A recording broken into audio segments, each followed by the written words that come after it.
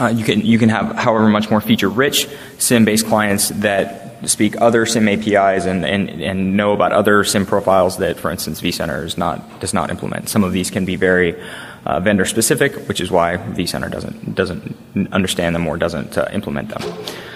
So some example operations here are firmware updates, configuration operations, event notification. vCenter knows about certain hardware events. If you have faults and so on that are reported through SIM events, that'll get propagated up through and reported in vCenter.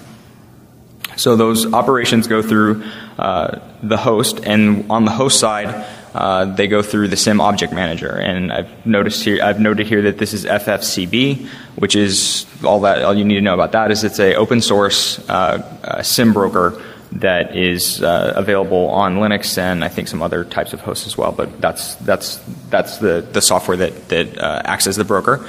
That talks to a provider API, which in this case is CMPI, which is again an open source piece of software that runs on several different types of hosts, not just ESX.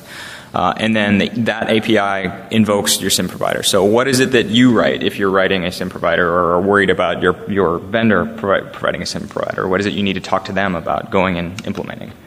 They need to implement those two pieces, the SIM provider and the system and device interaction pieces. And that's what actually, for instance, goes and talks to a card and says, I want to actually do your device-specific thing to implement a firmware upgrade or to change some parameter on a NIC or an HPA.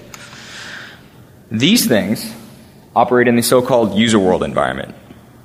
So I don't want to run too far off the rails here, but the user world environment is relevant to developers writing code for ESXi, and so I'm going to talk a little bit about it.